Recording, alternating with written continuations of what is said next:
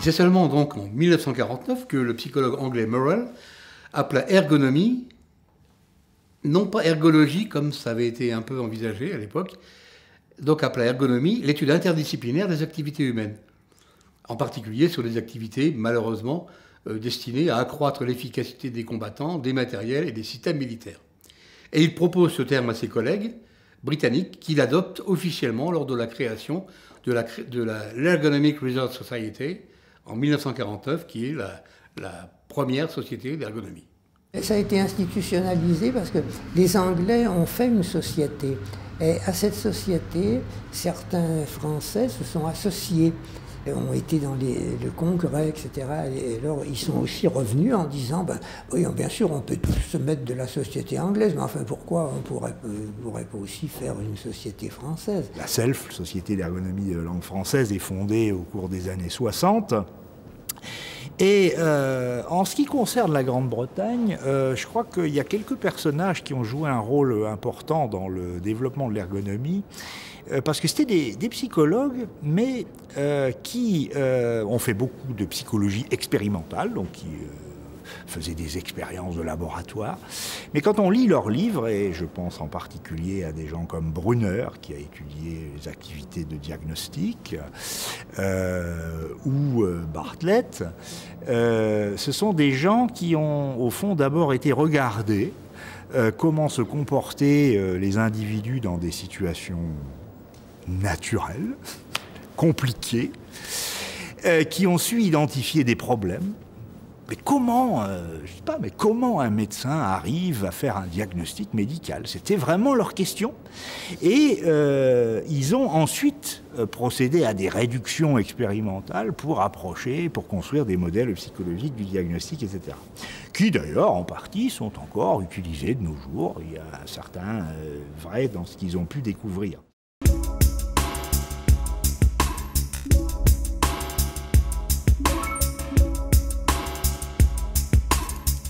L'histoire de la SELF est intimement liée à l'histoire du travail et des conflits sociaux, puisque bon, dans les années 60, finalement, en 63 exactement, la SELF se crée. On avait conscience que c'était important de faire ça. Et les gens, pour faire la société, il y avait des oppositions, bien sûr. Il y a des gens qui renaclaient un petit peu, les physiologistes, ils renaclaient parce qu'ils ne voulaient pas que ce soit les médecins du travail qui prennent l'emprise là-dessus, etc. Il y a eu des choses comme ça. Mais non, tout ça, après, c'est bien les gens ont cohabité dans cette société, les différentes disciplines. On n'a pas eu de problèmes majeurs. Bon, des frictions, il y en a toujours quand les gens se sont ensemble, mais c'était mineur, là, à mon avis. Au niveau international, ces immersions, elles se sont développées un peu partout. Là, je remonte quelquefois à loin, parce qu'il y a un centre de recherche en psychologie chez IBM à New York, qui s'appelle Thomas Watson, du nom d'un psychologue célèbre, Xerox à Palo Alto, mais également à Cambridge, enfin il y a un certain nombre de centres, Urbana-Champaign en Illinois, donc près de Chicago, où dans un département de génie mécanique et électrique s'est développée une équipe d'ergonomie avec des noms très célèbres dans le domaine, qui d'ailleurs avait plutôt une formation d'ingénieur, à vrai dire. Toronto, avec Kim Vicente, en Finlande, le VTT, tous ces organismes pluridisciplinaires ont accueilli de la recherche en ergonomie. Je pense que la France est plutôt, peut-être pas en avance sur cette tendance, mais en tout cas pas mal placée. L'origine et l'objet de l'ergonomie, c'est le travail. Et du coup, il y a un lien qui se fait de façon évidente, et plus particulièrement en fait, dans les années 60. Et il y a eu un moment particulier qui était des personnalités universitaires qui sont animées de valeurs humanistes, qui ont des engagements, bon, ils en ont eu pendant la guerre, ils en ont après la guerre. Il y a en même temps une prise en compte au niveau européen et national que, bon, la production, d'accord, mais il y a la sécurité, il y a des travailleurs, il faut vraiment avoir une attitude bienveillante et penser travail-sécurité et non pas que production. Et suite à des contacts avec l'Ergonomic Research Society anglaise, qui avait été créée en 1949, il y a eu des rencontres dans le cadre d'échanges universitaires, de manifestations scientifiques internationales.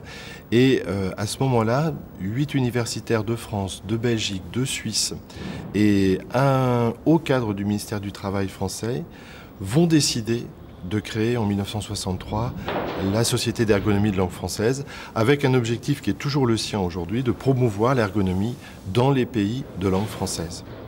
Et le premier congrès de la SELF se tient donc en 1963 à Strasbourg, et les membres fondateurs sont présents. Il y a Simon Buisset, Georges Coppée, Jean-Marie Faverges, Jean-Jacques Gillon, Étienne Grandjean, Jacques Leplap,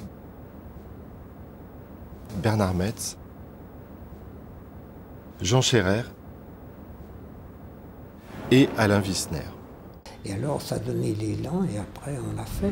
Et c'était effectivement important de se réunir, de mettre en commun les connaissances, parce que l'ergonomie c'est pas que de la psychologie, c'était aussi il y a eu beaucoup de physiologistes.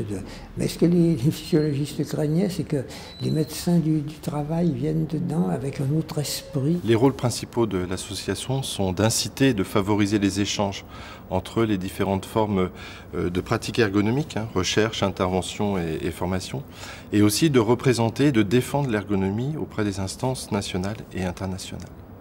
Au-delà de l'international et des pays européens, la SELF a aussi une vocation à soutenir et à aider le développement de l'ergonomie dans les pays de langue française en voie de développement.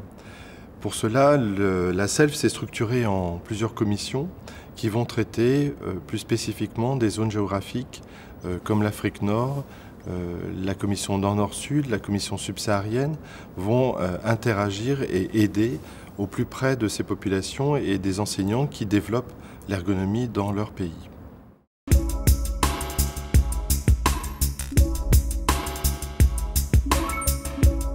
On peut aborder maintenant la place qu'occupe l'ergonomie dite de langue française dans cette communauté-là. Alors, il y a plusieurs choses qu'il faut dire d'emblée. D'abord, il y a des Français ou des francophones qui ont joué un rôle très important dans la mise en place de l'IEA et dans la mise en place de la SELF. Et donc, il y a des noms qui sont connus de part et d'autre. Bernard Metz a été, par exemple, je pense qu'il a été secrétaire général de l'IEA. Il a été aussi membre fondateur de la SELF. Donc il y a des personnes qui ont joué un rôle important. Il y a d'autres personnes qui ont, pas forcément sur un plan institutionnel, mais sur un plan de la place qu'ils ont occupée dans la communauté, ont joué un rôle important. Wissner a joué un rôle important dans l'organisation de l'ergonomie en France à l'époque, et a joué un rôle important dans le développement de l'ergonomie internationalement. Et aujourd'hui encore, il y a c'est un nom qui est connu dans un certain nombre de pays. Donc il y a une place au travers des individus. Il y a une place aussi institutionnelle. La SELF a été quand même un des membres très très précoces de l'IEA, puisqu'elle a adhéré dès l'année même de sa création. La Société d'ergonomie de langue française a pour but de promouvoir la recherche, l'enseignement et la pratique de l'ergonomie, avec des actions particulières qui sont des actions de communication, de positionnement, de défense et de représentation de cette discipline auprès des instances nationales et internationales. La SELF tisse depuis très longtemps des relations étroites avec les structures internationales comme l'IEA, les structures européennes avec Arte et le CRE, et puis le tissu associatif et les représentations des groupes professionnels de l'ergonomie en France. Les événements comme le congrès sont des événements fédérateurs qui rassemblent les membres de la SELF et toute autre personne intéressée par l'ergonomie. Au milieu des années 85, dans la mesure où la SELF n'offrait plus une tribune suffisamment précise, spécialisée dans le domaine, deux étudiants, Philippe Nouvelon, Raymond Lukongsang, qui étaient des anciens étudiants devenus des ergonomes professionnels et qui travaillaient sur la région sud-ouest, en particulier Bayonne, Biarritz, dans ce secteur, sont venus me proposer de pousser un colloque spécialisé. Moi, je n'étais pas contre, mais je ne me suis pas mis en première ligne immédiatement. Alors, c'est posé un problème avec la SELF, puisque l'on voulait le faire en liaison avec la SELF. S'agissait-il d'un congrès spécialisé? S'agissait-il d'un colloque? Fallait-il que la SELF soit représentée? Fallait-il faire venir le président à l'époque, qui était le docteur Jacques Christol, qui présidait la SELF à cette époque? Donc il y a eu un débat, il y a eu un débat d'idées, un débat de personnes. Finalement, nous avons décidé de faire ce colloque à Bayonne, sous l'égide de la SELF comme sponsor. Il se fait que ce colloque a eu beaucoup de succès. En effet, il rassemblait non seulement des ergonomes qui allaient par ailleurs, s'ils le souhaitaient, au congrès de la SELF. L'un n'empêchait pas l'autre, bien entendu, c'était mon cas. Ça regroupait également des ingénieurs qui, eux, n'allaient jamais au congrès de la SELF puisqu'ils n'étaient pas ergonomes. Donc là, c'était non seulement une tribune, mais c'était un lieu d'échange important.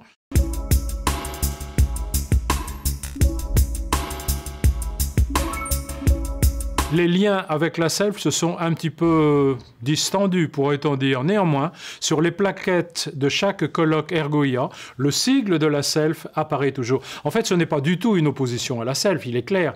Mais la SELF, les congrès de la SELF ont une vocation généraliste, c'est faire place à l'ensemble de ce qui est fait en ergonomie. Donc je crois que tous les terrains d'application, toutes les spécialités ont le droit, le mérite de proposer une communication à la SELF. La SELF aujourd'hui, en quelques chiffres, c'est plus de 650 membres, une population qui se renouvelle, qui se développe, qui se diversifie et qui suit l'évolution de l'ergonomie en Europe et de l'ergonomie francophone. Une statistique des années 70 de Faverges, je ne sais plus, je crois que c'est 76, mais il y a aussi un tableau de la composition de la SELF de mémoire, je dirais 1973, qui montre que les chercheurs, ou ceux qui se disaient chercheurs, étaient un tout petit peu plus nombreux que les praticiens. Actuellement, ce n'est plus le cas.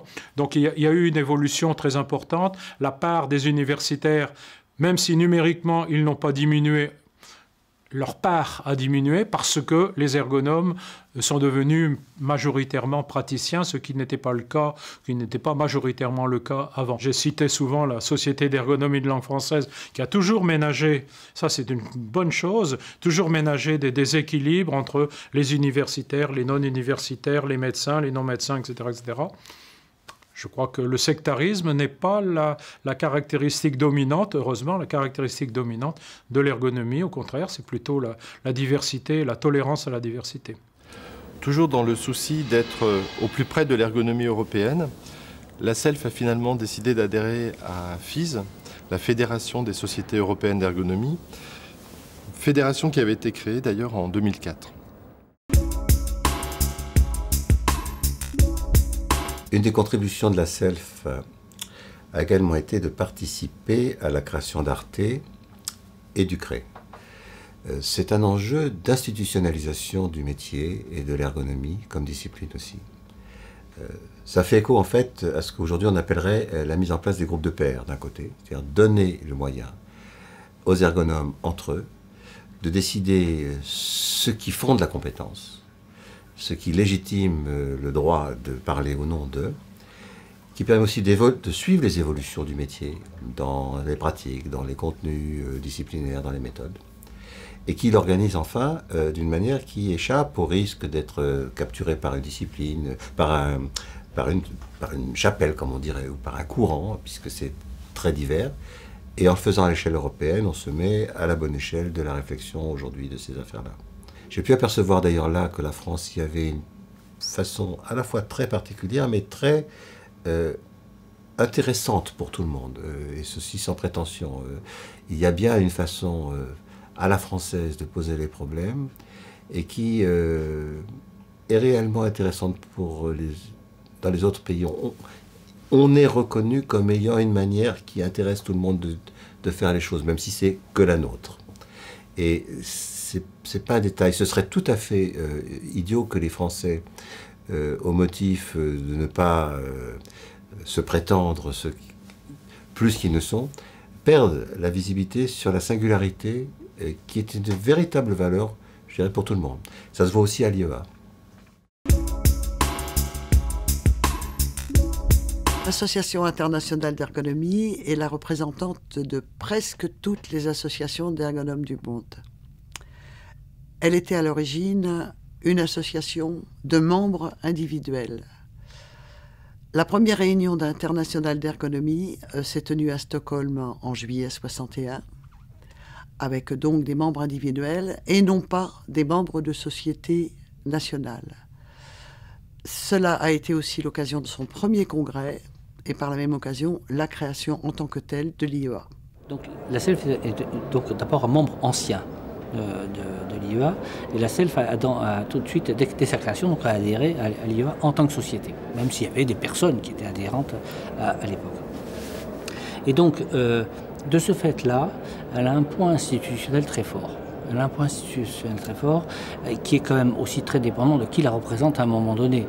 Hein, c'est-à-dire qui est le délégué de la société à l'IEA. À ce propos-là, je voudrais rappeler aussi que l'IEA, ça fonctionne avec un conseil qui se réunit une fois par an.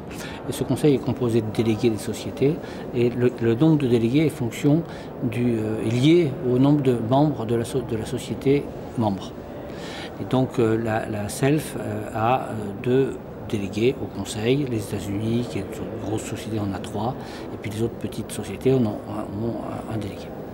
Mais la CELF a toujours été un participant très actif aux réunions, et c'est très souhaitable qu'elle le reste, parce qu'elle défend des positions disciplinaires qui ne sont pas forcément les mêmes que celles d'autres pays.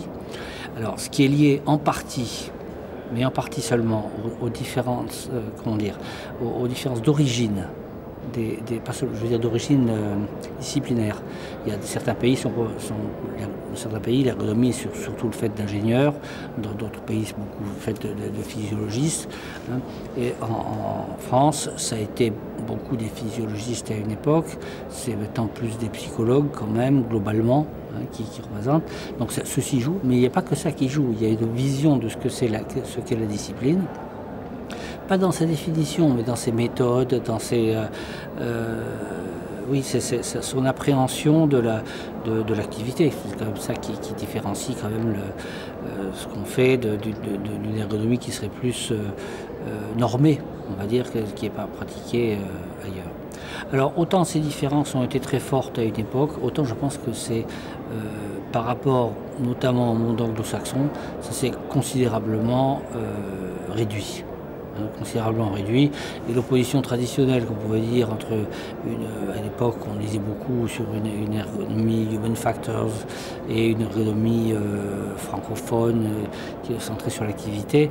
Je ne dis pas qu'elle est inexistante, mais on trouve quand même en Europe des gens qui sont centrés sur les normes, et on trouve aux États-Unis des gens qui font vraiment des travaux dont on ne voit pas les différences avec les nôtres. Pratiquement. Donc je pense que ça c'est quand même beaucoup affadi. Alors les deux modèles continuent à exister, mais ils ne sont pas géographiquement représentés comme ça a pu l'être à une époque, je pense.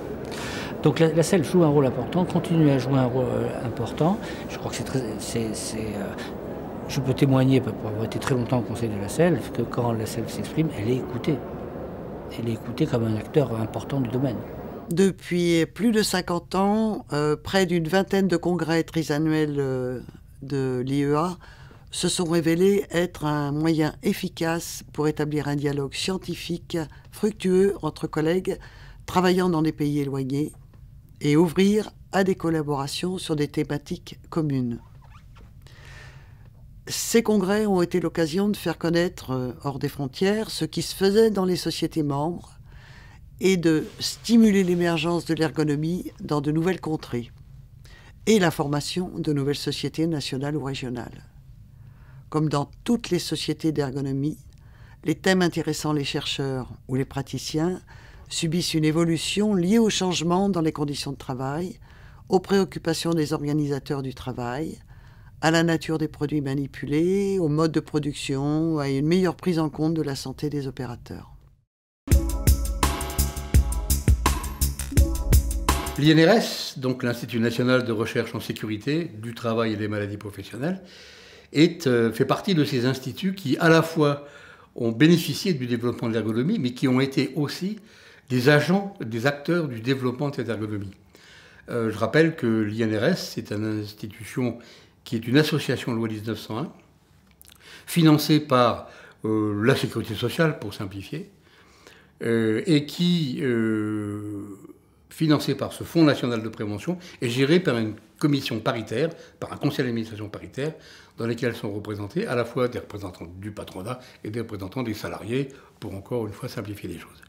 Alors, un historique rapide de l'INRS fait bien apparaître comment il a été à la fois acteur, mais en même temps bénéficié du développement de l'ergonomie. Tout d'abord, autour des années 47, c'est-à-dire après la guerre, et sous l'impulsion finalement de Gaulle, a été créé le dispositif de prévention, qui avait des acteurs principaux, le ministère du Travail et le ministère des Affaires sociales. Le ministère du Travail était chargé de la politique de prévention. Et ça, c'est resté ensuite. Mais une dimension nouvelle apparaissait dans ce contexte, c'est la promotion de la prévention des accidents du travail et des maladies professionnelles.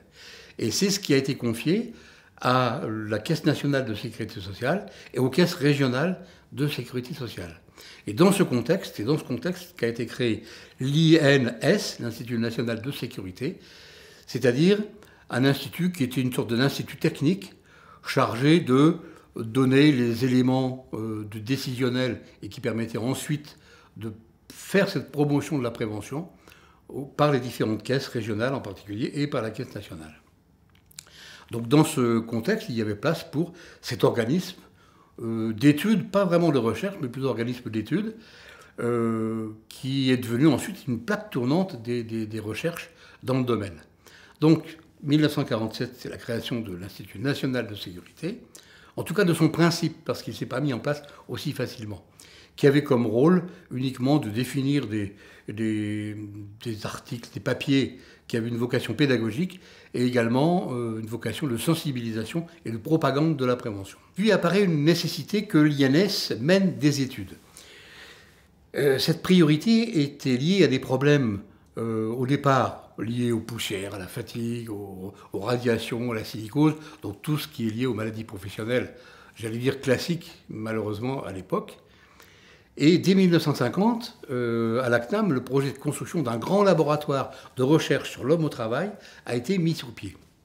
Et c'est dans ce contexte que, bien que sa réalisation tarde à venir, puisqu'elle a presque mis 20 ans, a été créé l'INRS, pratiquement inauguré 20 ans après, c'est-à-dire en 1978. Il y a eu un développement d'un certain nombre de travaux de recherche, également entrepris sur le terrain, comme par exemple des travaux sur la fiabilité humaine ou la sécurité de fonctionnement, comme des études de psychologie cognitive appliquées à la perception ou à la vision dans des systèmes, autant dans les systèmes de conduite de chariot élévateur par exemple, ou dans les systèmes de conduite d'installation complexe, conduite de processus.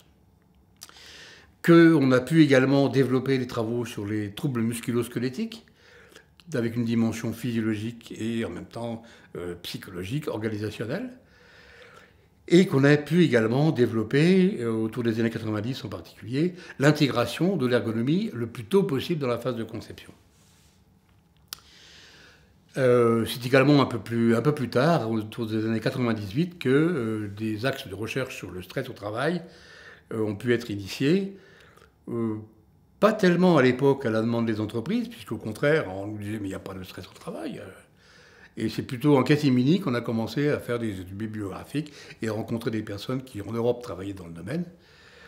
Et également, et de façon assez liée, dans les domaines de l'organisation du travail. Ce qui me semble tout à fait intéressant, c'est que des institutions comme l'INRS, l'Institut de recherche nationale en sécurité, l'ANAT, l'Agence nationale pour l'amélioration des conditions de travail, c'est très étonnant. Ce sont des gens qui produisent des outils, finalement, pour le grand public. Qu'est-ce qu'on trouve dans les démarches? On trouve à aller faire de l'ergonomie. Donc, la question ne se pose plus pour les ergonomes. L'enjeu, c'est d'aider les gens à faire de la bonne ergonomie, parce que analyser l'activité n'est pas évident. Ce qu'on peut dire, c'est que dans tous ces domaines, et depuis pratiquement sa naissance, à l'INRS, l'ergonomie a bénéficié de soutien de personnalités importantes de l'ergonomie. En tête, bien sûr, Alain Wissner, qui, jusqu'en 1980, je crois, a été président de la commission scientifique de l'INRS. Il a été à l'origine de la création de la première cellule d'ergonomie qui, selon les principes de Chapanis, comportait un ingénieur, un psychologue et un médecin. Et jusqu'en 80, il a été président de la commission scientifique de l'INRS. Donc inutile de dire qu'il a beaucoup aidé au développement de l'ergonomie dans ce contexte. Ensuite, c'est Bernard Metz qui a pris la suite comme président de la commission scientifique. Et là, bien sûr, je dirais que c'est l'action de ces personnalités a continué à se faire sentir dans nos domaines. Puis Jean-Jacques Vogt a été nommé chef du service ergonomie, psychologie et physiologie, puis chef du département homme au travail, et enfin directeur scientifique de l'INRS. Donc on peut dire qu'on a eu à une certaine époque, entre les années 80 à 2000, vraiment des appuis extrêmement importants de personnalités importantes pour pouvoir développer l'ergonomie, pour pouvoir recruter des personnes dans le département et dans les différents services de l'INRS. Je n'oublierai pas non plus des personnes comme Xavier Cuny, qui donc a été co-initiateur de l'arbre des causes et qui est resté conseiller scientifique à l'INRS, comme Jacques Leplat, bien sûr, qui a été également conseiller scientifique à l'INRS. La reconnaissance de l'ergonomie passe par des instances institutionnelles qui sont un peu étrangères à première vue à l'ergonomie. Je pense au CNRS qui, en son temps, a favorisé des embauches de chercheurs. Le CNRS, bien que certains en doutent, a joué un rôle important dans le développement de la recherche en ergonomie en France. C'est quand même le CNRS qui a créé le premier poste de directeur de recherche pour une ergonome très célèbre, Suzanne Paco, qui étudiait les électroencéphalogrammes des conducteurs de machines à vapeur en montant avec son tambour de noir de fumée dans les cabines, la fumée ne venant évidemment pas de la locomotive, mais étant là uniquement pour pouvoir enregistrer l'activité encéphalographique. La psychologie du travail a aussi une bonne tradition en France parce que le laboratoire de psychologie du travail CNRS a été créé même avant la guerre par Jean-Marie Lahy et puis repris après la guerre par Suzanne Paco qui a dirigé ce laboratoire jusqu'aux années 80. Pour ma part, j'ai été au comité national du CNRS dans les années 90 et le CNRS avait une vision quelque peu déformé de ce que pouvait être l'ergonomie. J'ai lancé quelques temps plus tard, en 1988, une nouvelle conférence, alors avec l'intelligence artificielle et l'automatique, qui se proposait de rassembler finalement des gens travaillant sur les situations dynamiques. Et à l'époque, on parlait bien entendu de process control.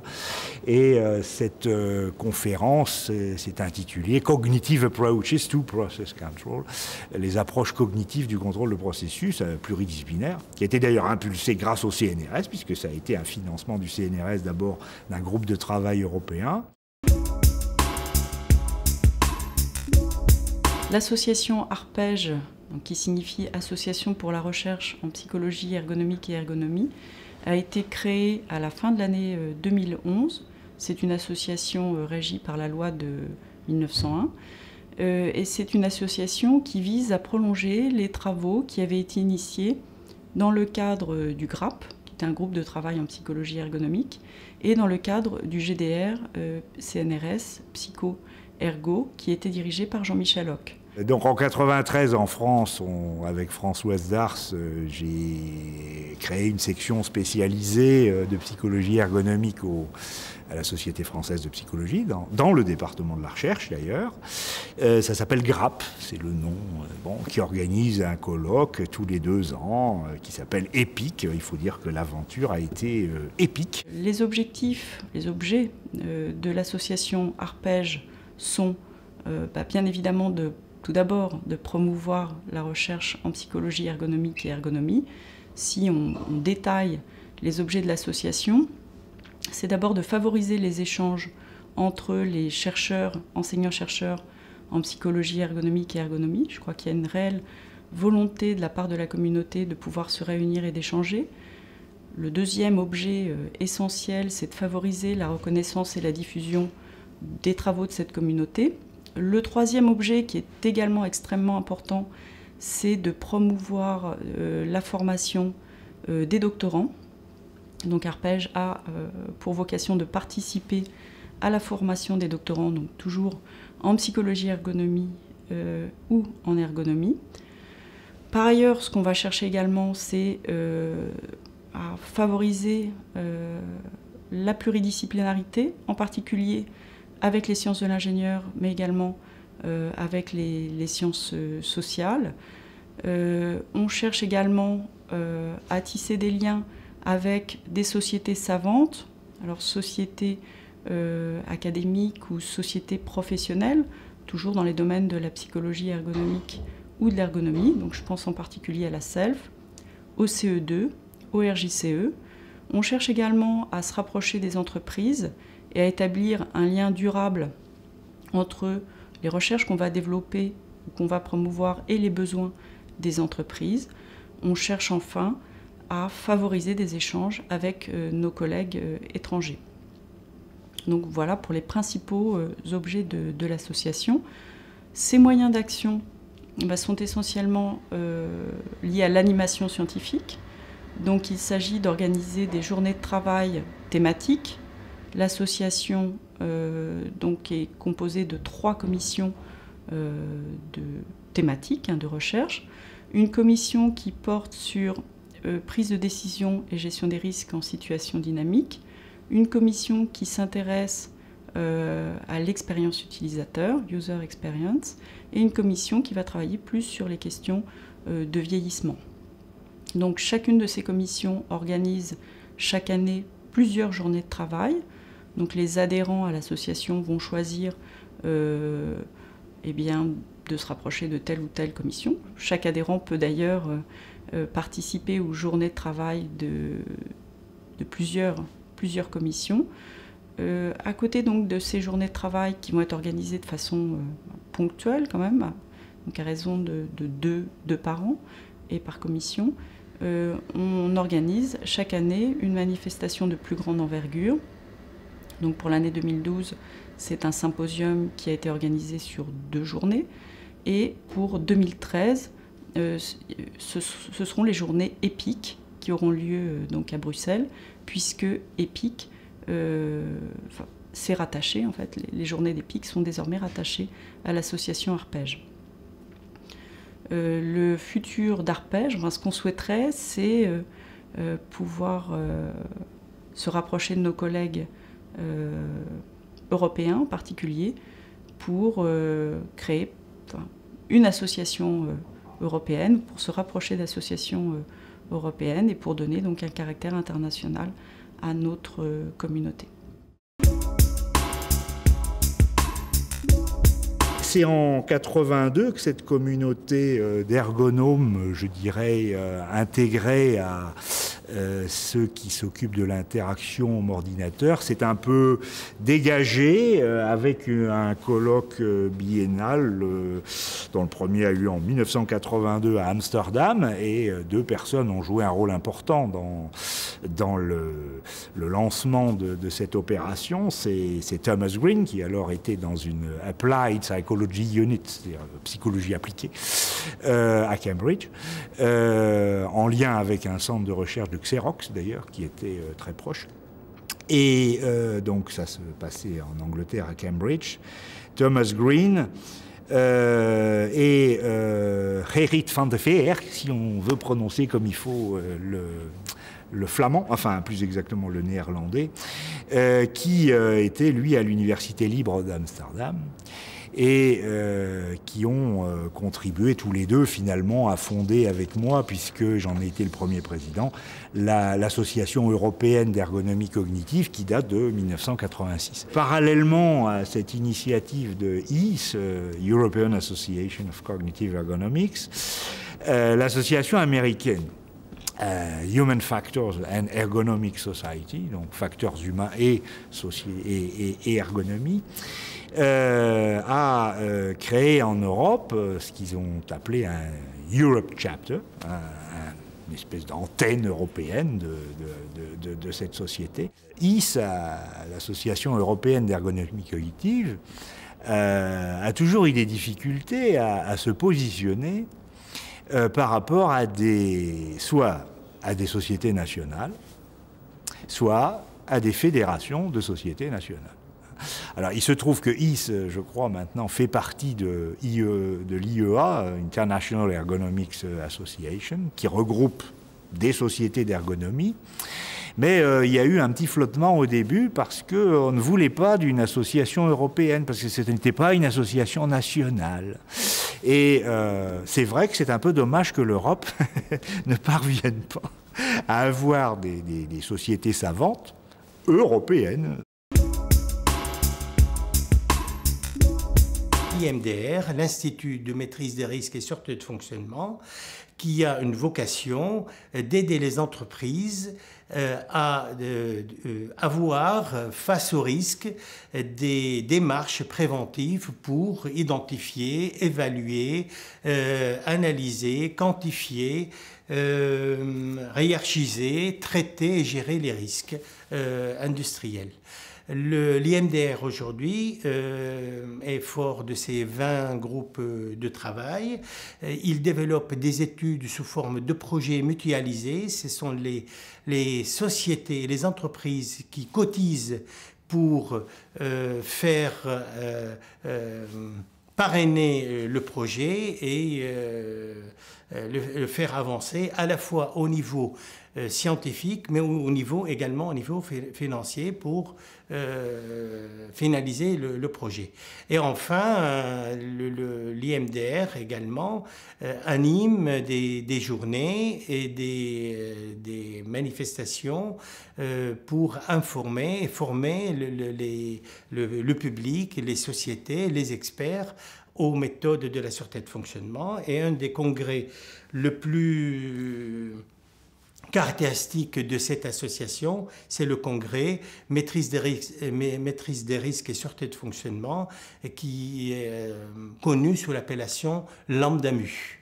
Un des domaines où l'ergonomie et la psychologie sont régulièrement attendus, c'est évidemment la fiabilité humaine, et dans l'esprit des gens, il s'agit bien sûr des accidents. Aujourd'hui, on peut dire que la fiabilité du système de montage, de mon point de vue, dépend de la nature de sa tâche, mais aussi de la capacité de l'homme à l'exécuter dans des conditions bien déterminées. Un très bon exemple a été donné au début de la mise en service du TGV Nord, où il y a eu des pluies diluviennes, et le TGV, la ligne de TGV, donc assez récente, avait été construite sur les tranchées. Et l'eau avait été passée dans des galeries, et le ballast, enfin la ligne TGV, est descendue brutalement d'1 mètre. 1 mètre, ça fait beaucoup. Bon. Et le train est resté sur ses voies, ne s'est pas renversé, les passagers ne se sont pas cassés la figure.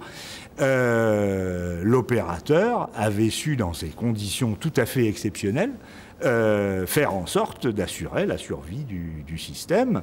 Et bien entendu, les automates auraient eu quelques difficultés. Donc, il ne faut pas ignorer ces situations critiques qui sont récupérées.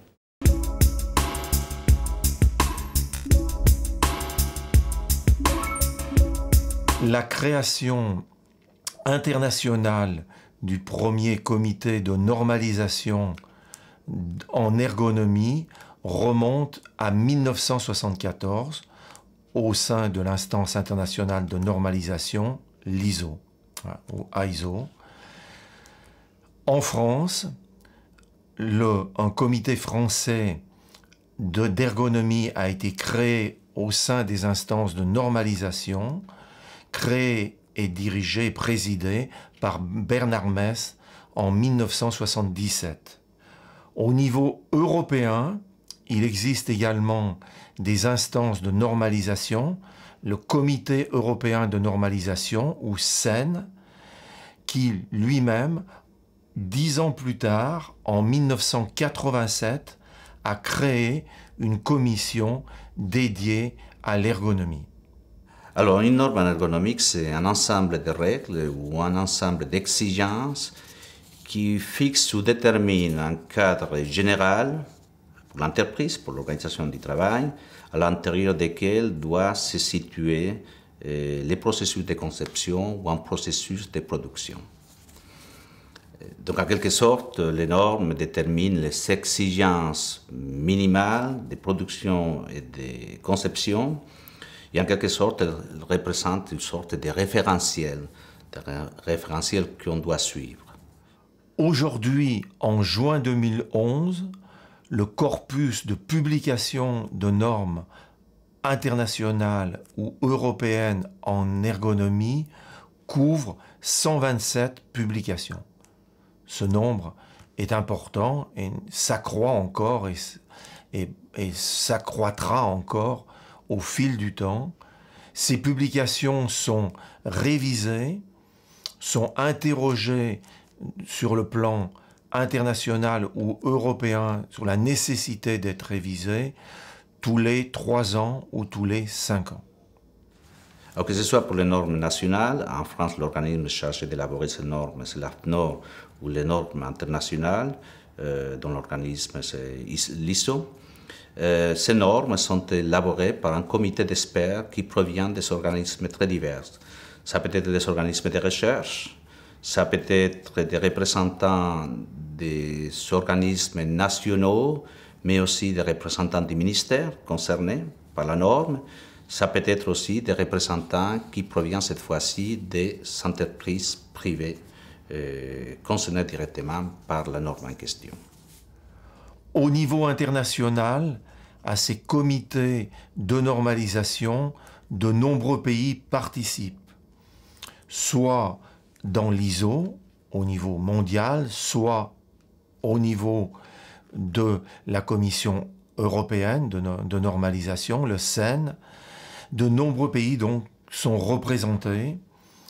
Des pays occidentaux, c'était la plupart, l'Allemagne, la Grande-Bretagne, les USA, la France, bien évidemment, des pays nordiques, suédois. Mais depuis plus d'une dizaine d'années, les pays asiatiques sont présents et participent énormément à cette normalisation. Au départ, c'est les pays, le Japon a envoyé et beaucoup participé aux instances de normalisation. Aujourd'hui, le Japon est rejoint par les collègues chinois qui ont une vraie présence. Et on peut dire qu'aujourd'hui, moitié-moitié, on a une répartition à moitié d'Européens et d'Américains dans les comités mondiaux de normalisation, et pour l'autre moitié, de représentants des pays asiatiques. On voit bien que cela est en rapport avec le déplacement des puissances économiques, le déplacement du pouvoir économique, et la normalisation en ergonomie en est l'un des reflets. Alors les normes, elles peuvent porter sur l'ensemble des activités de l'entreprise, que ce soit la qualité, la santé, la sécurité, l'organisation du travail. Alors ces normes, en tant que documents, s'accompagnent parfois des documents annexes qui précisent les cadres généraux, qui précisent la norme principale. Ça peut être un rapport technique qui donne des consignes supplémentaires, par exemple sur les aspects méthodologiques, sur les procédures spécifiques à mettre en œuvre lorsque l'entreprise décidera d'utiliser cette norme dans le cadre de son travail.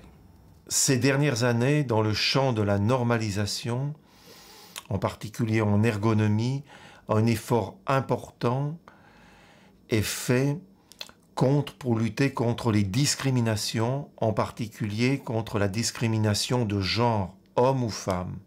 Alors de façon générale, sur la question du genre en ergonomie, il y a peu de recherches. On commence depuis 2007 à se poser la question du genre en ergonomie avec la création d'un groupe qui s'appelle aujourd'hui Genre, Activité et Santé, qui regroupe pas seulement des ergonomes, mais des personnes qui s'intéressent aux activités de travail et qui font le lien entre activité de travail et genre. Un exemple français que nous avons vécu à travers le Comité français de normalisation a concerné la norme de manutention manuelle. Cette norme manutention manuelle a gommé toute référence au niveau du genre, en particulier à tirer vers le bas, vers l'allègement, les charges, afin que les femmes puissent aisément, sans contrainte, soulever ces charges. En somme, cette norme lutte efficacement contre la discrimination de genre et profite favorablement aux hommes. Le Code du travail en France, et d'ailleurs la plupart des pays européens, prévoit l'interdiction de porter des charges lourdes pour les hommes au-delà des 55 kg et 105 kg avec malédiction de la médecine du travail, et pour la femme au-delà de 25 kg. Alors nous avons pensé que peut-être c'est un peu trop et nous avons voulu mener une recherche qui vérifierait est-ce qu'il y a une réaction excessive de l'organisme à cette manutention lourde. Et donc nous avons mené pendant 8 ans les travaux concernant les travaux expérimentaux, concernant les différents protocoles de portage de charges par les hommes, par les femmes, de charges lourdes, légères, ça commençait à 10 kg, ça se terminait à 50 kg. Et nous avons vérifié, au niveau de résultats physiologiques, de la mesure physiologique, qu'effectivement, à partir de certaines limites, cette charge provoque une astreinte, donc une réaction physiologique excessive, qui peut provoquer un risque pour la santé de l'homme. Donc voilà, pour moi, c'est un bon exemple d'application de la recherche scientifique. Ces dernières années, on constate que cette crédibilité de la normalisation est vraiment va en s'accroissant et demander et réclamer beaucoup de cahiers des charges, de conception dans différents ouvrages, différents systèmes aux 4 coins du monde, à l'autre bout du monde, se réfèrent naturellement par la mondialisation, se réfèrent à des documents normalisés sur un plan international ou sur un plan européen. Alors une norme ne donne pas des solutions toutes faites, elle ne donne pas des solutions précises, que ce soit au niveau de la production, que ce soit au niveau de la conception. Elle détermine plutôt un cadre, disons, de travail général. La qualité ergonomique, en fait, se définit pour moi tout le temps en fonction d'un contexte donné. C'est-à-dire un contexte d'utilisation d'un produit, d'un logiciel, d'un service, des gens qui l'utilisent et des objectifs qu'ils ont. Donc on ne peut pas parler de qualité ergonomique indépendamment de ça. Ça fait de toute façon référence à des normes, à des recommandations. On va démontrer par exemple qu'un outil ne pose pas de problème d'usage, mais il faut qu'on ait à la fois une conformité par rapport à un domaine de connaissance, mais la démonstration que l'outil est utilisé correctement, qu'il ne pose pas de problème d'interaction. Et puis, dans certains contextes, on peut penser à des matériels médicaux, qui n'entraînent pas de difficultés pour l'usage ou des problèmes de santé pour la personne qui utilise le dispositif ou bien pour les soins en fait, qui sont donnés aux patients. Ces dernières années, la normalisation s'est beaucoup intéressée aux cultures, aux spécificités locales des différents pays, demandant de tenir compte de la diversité, de tous ces aspects de particularisme locaux et de les inclure dans les normes. Cela a entraîné aussi une vigilance pour que les problèmes ethniques ou les problèmes qu'on ne voit pas surgir de problèmes de séparation artificielle, ethnique ou raciale dans la normalisation. Sur le plan philosophique de la norme, c'est tous les mondes est normaux. Autrement dit, si on n'est pas égaux, on est au moins normaux. C'est-à-dire à partir du moment où on est né, homme, ben on est homme normal. Et on admet d'emblée que l'éventail de la normalité est extrêmement large et comprend probablement aussi certaines anomalies qui sont normales. Les anomalies de naissance, les anomalies pathologiques, sont en quelque sorte normales, peuvent être considérées comme normales. Et donc, dans ces cas-là, le point de vue sur la norme devient extrêmement large et on admet tout simplement les différences. Et on accepte les différences. Et je pense que ce respect des différences, quelles qu'elles soient, c'est vraiment la base des systèmes démocratiques, des systèmes pas libéral dans l'ancien sens des mots, mais libéral dans le sens liberté des mots. Et j'aimerais bien vivre un jour dans ce système. Hein. En France, par exemple, la partie française, le comité français, a mené une bataille ces dernières années pour la révision d'une norme internationale, norme qui, dans ses annexes, demandait d'inclure des critères de race. Ceci est totalement contraire aux directives, aux constitutions européennes. Nous l'avons dénoncé, la norme a été révisée. Cela montre quand même qu'un ensemble de pays reste vigilants, et nous devons rester vigilants sur ces aspects qui croient bien tenir compte, qui veulent mettre l'accent sur des spécificités, mais qui ne doivent pas jeter l'anathème, et en particulier, en tous les cas, inclure des critères raciaux. Il faut simplement prendre en compte, prendre en charge des diversités, ne pas catégoriser les ethnies, car catégoriser les cultures. La variabilité du travail humain qui amène une variabilité humaine, de performance humaine, qui ne fait que refléter les différentes conditions de travail humain. Et donc, en travaillant sur cette variabilité de la performance humaine, c'est autant d'opportunités pour améliorer le système et ses performances. Les normes ne sont pas suffisantes et pour faire mieux, il faut maintenant, les marges de progrès se trouvent dans l'analyse des pratiques. Ceci est très important et c'est un combat, une vigilance qui va être développée, qui va être maintenue durant toutes ces années. Par rapport au syndicat national des cabinets conseils en ergonomie, il me semble qu'il y a quelques autres éléments qui sont des éléments de la vie du syndicat, mais qui ne sont pas propres à ce syndicat et qui me paraissent être des questions que vont retrouver d'autres associations professionnelles à différents niveaux. Alors, juste pour parler de ce que je connais, au niveau du syndicat des cabinets conseils, il s'est créé à l'intérieur d'une fédération des métiers du conseil, la CICF, la Chambre des ingénieurs de France. Et qui est une vieille association, qui date de 1920 ou quelque chose comme ça, donc avec ses lourdeurs, avec plein de choses, mais qui a permis au syndicat deux choses. D'une part, comme on est tout petit, on est une quarantaine de syndiqués, d'avoir un soutien logistique, qui donc permet à certains moments de passer des passes un peu difficiles parce que chacun a son métier, chacun a son temps et le syndicat fonctionne sur du bénévolat et donc à des moments ça permet d'avoir une certaine de rouler sur l'air un peu à certains moments. C'est important pour la durée des organisations. C'est une chose, l'institutionnalisation est importante. Donc il y a ça, c'est le premier point. Deuxième point, c'est de rentrer dans un champ des métiers du conseil avec toutes les caractéristiques de ce champ, y compris le fait qu'étant un syndicat, il est représentatif de ses membres, et il est représentatif à travers donc la Chambre des ingénieurs de France, il est représentatif dans des lieux où se négocient, par exemple, les qualifications, les conditions de salaire des salariés des cabinets conseils, y compris des cabinets conseils en ergonomie.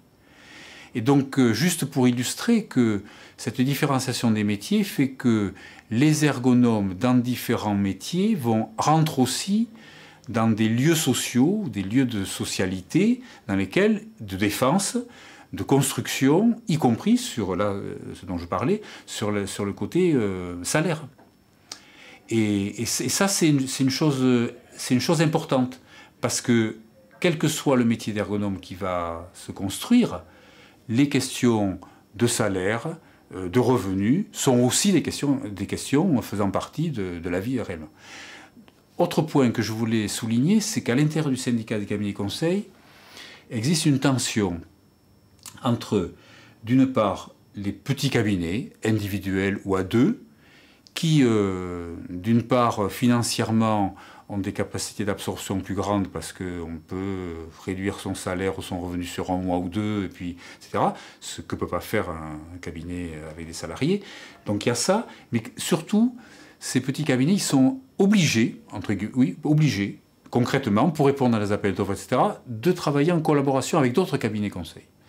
Et donc il se crée quelque chose que je peux appeler un réseau, des réseaux de gens qui se connaissent, qui s'auto-choisissent, parce qu'il y a évidemment se fait du choix, quelquefois difficile, mais il se fait du choix, entre des gens qui, pour intervenir, sont bien ensemble, qui ont quelquefois des caractéristiques de formation, de parcours différents, donc qui enrichissent l'équipe, mais donc ça fait un réseau. Et sans l'opposer à des réseaux qui sont possibles pour des gros cabinets, les gros cabinets, alors gros cabinet dans l'ergonomie c'est 18 au maximum, hein, mais 18 salariés, ça suppose une surface financière importante pour tenir 18 salaires, il faut le faire quand même. Et donc ces gros cabinets, ils ont plutôt, mais je suis un peu partial, je suis d'un petit cabinet, mais plutôt une tendance endogène, c'est-à-dire pour répondre à un appel d'offres, ils vont faire appel évidemment aux compétences et à la richesse des gens du cabinet. Et de ce point de vue, on s'aperçoit que les collaborations sont plus... Alors je ne sais pas plus difficiles, mais en tout cas moins régulières qu'entre les petits cabinets. Parce que, d'une part, il faut nourrir la structure, et d'autre part, il faut travailler avec les gens de l'équipe. Donc il y a quelque chose... Deuxième chose, et ça c'est une chose que je défends à l'intérieur du syndicat, c'est qu'il faut tenir les deux modes de structuration. Le mode réseau et le mode entreprise, en sachant que le mode entreprise, il est sous contrainte forte de représentation sociale, qui sont la réussite, c'est d'augmenter son nombre de salariés, augmenter les implantations en France, etc., pour devenir un cabinet reconnu. Ce qui a une certaine réalité, c'est que par rapport au référencement dans les grosses entreprises, par rapport au volume de financement demandé pour être référencé, par rapport à des réponses sur certains appels d'offres, c'est les gros cabinets qui peuvent y répondre. Les petits cabinets tapent ailleurs, mais ne peuvent répondre qu'à des appels d'offres plus ciblés, plus caractéristiques, ou plus, etc. Mais il y a un monde d'appels d'offres dans lesquels les petits cabinets ne peuvent pas rentrer. Alors, il y a des collaborations qui se jouent entre des gros cabinets et des petits, justement pour répondre aux appels d'offres. Donc, les réseaux existent aussi, mais il y a quand même une tendance à faire que la représentation de la réussite des cabinets de l'ergonome en cabinet conseil soit dans des gros cabinets. Ce qui entraîne une conséquence forte, sur lesquelles on se taquine souvent, fortement, c'est qu'à l'intérieur du cabinet, comme dans toute structure, va se jouer une question de structuration sociale. Alors, qu'est-ce que c'est le dirigeant ergonome d'un cabinet? Est-ce qu'il est là en tant que dirigeant ou en tant que sa compétence d'ergonome? Qui négocie les contrats au départ? Comment sont construits les collaborations autour d'un contrat? Comment est porté le contrat? Enfin, toutes ces questions-là, qui sont des questions à la fois commerciales, de présentation aux clients, mais aussi de fonctionnement interne, qui ont, me semble-t-il, des résonances avec la réflexion sur le métier d'ergonome conseil et sur le regard qu'on porte. Et en particulier, je suis assez sensible au fait que soit quelquefois dissocié le rôle du commercial, qui va chercher le contrat, qui donc commence l'intervention avec quelqu'un, parce qu'il a commencé dès qu'il est en contact avec quelqu'un de l'entreprise, et qui après passe le bébé, je caricature un peu à l'extrême, mais j'ai des situations personnelles où je l'ai vécu très fortement, passe le bébé, et donc où il y a une cassure entre le concepteur du contrat et celui qui l'exécute. Alors on peut prendre le mot exécuter comme on voudra. Quand s'est créé le syndicat de l'ergonomie, on a commencé à se dire ah mais non, on fait comme ça de l'ergonomie, on fait l'intervention comme ça, etc. Et au bout d'un moment, on s'est dit attendez, on n'y arrivera jamais. Donc on dit, ceux qui disent on est ergonome et on construit un truc ensemble. Les débats techniques sur des aspects à l'intérieur du métier, ils continueront. Mais si on veut créer un syndicat sur un métier conseil, il faut qu'à un moment on dise on fait du conseil en ergonomie. Le réseau des jeunes chercheurs en ergonomie, qu'on appelle RJCE, a été structuré en 2008. L'histoire a commencé en 2006 lors d'une rencontre entre plusieurs doctorants d'une même génération, dont je fais partie, où l'idée a émergé de se dire on a besoin de se voir, on a besoin de se parler, on a besoin de savoir ce qu'on fait, on a besoin de savoir ce que font les autres dans les différents laboratoires et on a besoin de se croiser. Et autour de ça, on a eu l'idée de créer un réseau d'échanges, de communication pour structurer et organiser la recherche, le fonctionnement au niveau des jeunes chercheurs. Pas au niveau global des plus expérimentés, mais au niveau des plus jeunes pour pouvoir partager ce que chacun faisait. Et ça permet de créer une structure qui est une interface entre cette communauté de jeunes chercheurs et le reste de la communauté des ergonomes.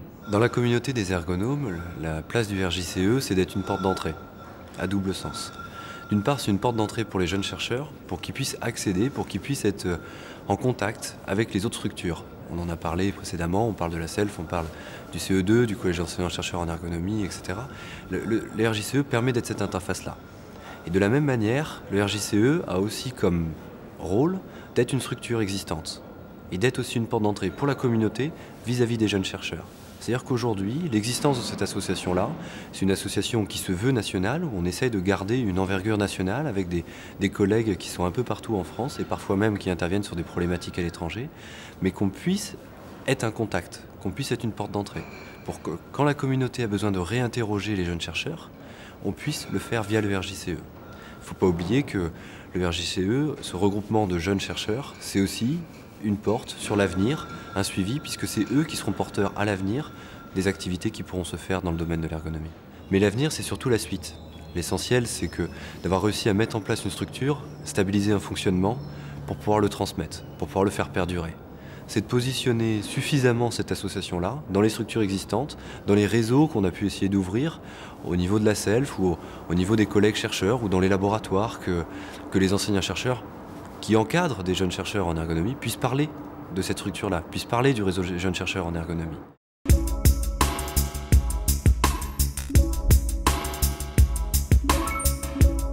La recherche ergonomique, c'est une recherche qui a deux perspectives qu'on peut distinguer, mais comme toujours, c'est pas une distinction, il y a des intersections. Il y a faire de l'ergonomie. Pour illustrer ce que je veux vous dire, je vais vous prendre deux types de publications. Vous connaissez l'ergonomie, le livre d'ergonomie de Falzon.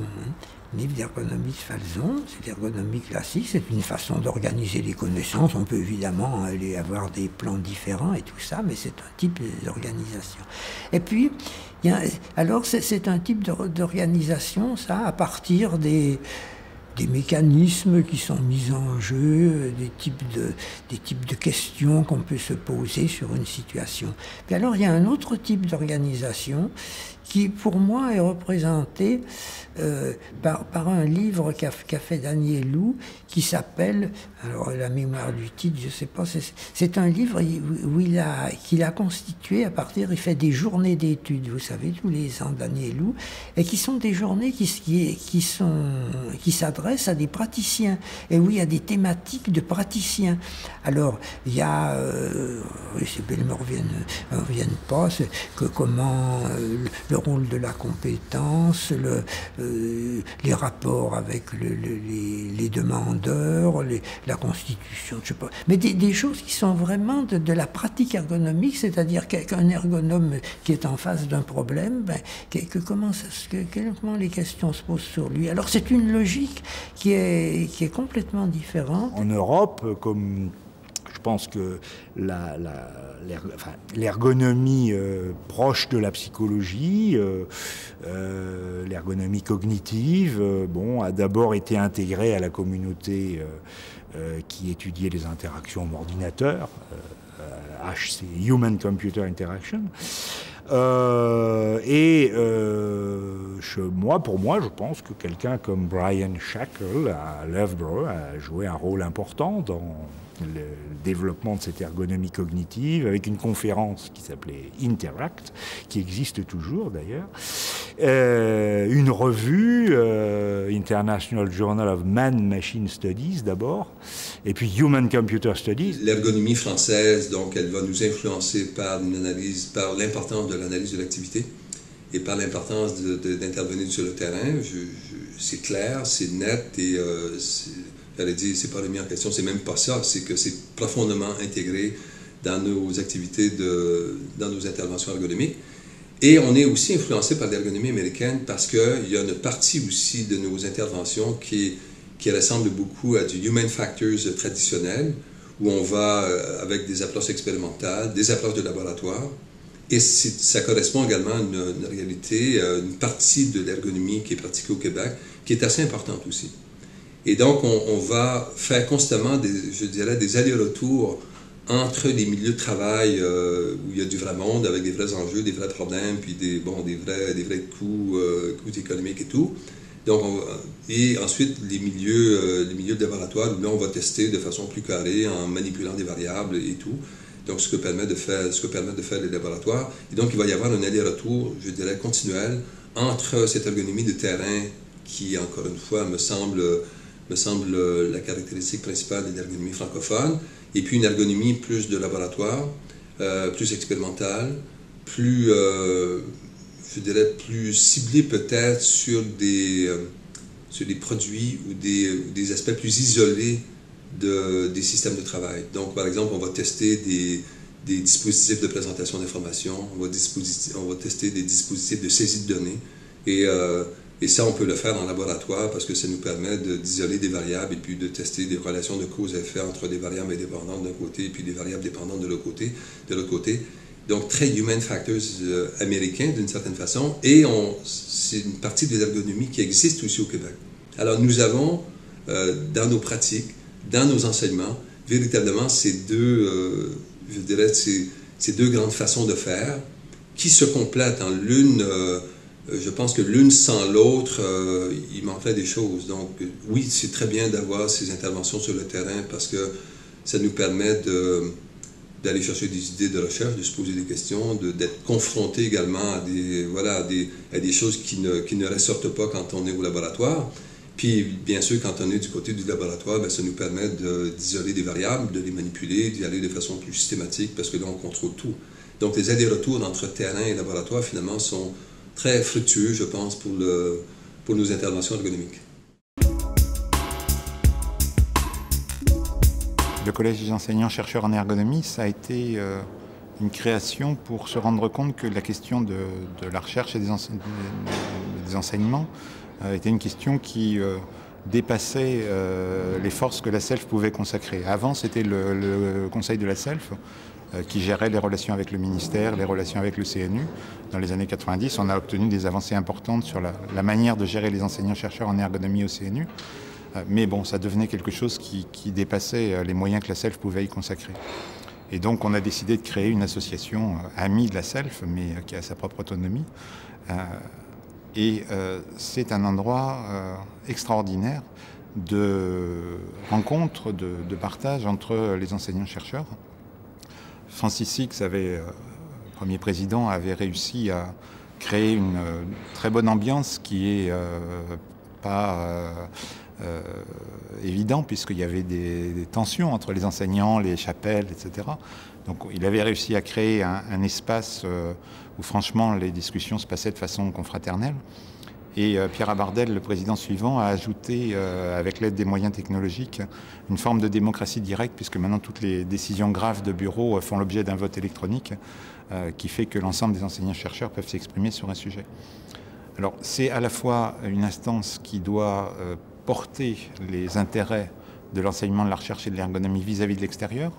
Donc sur ce point, on a beaucoup à progresser. On est très loin d'avoir atteint le niveau de contact avec le ministère et avec le CNU qu'on avait autrefois. Et puis c'est un endroit qui doit aider les enseignants-chercheurs individuellement à mieux vivre là où ils sont.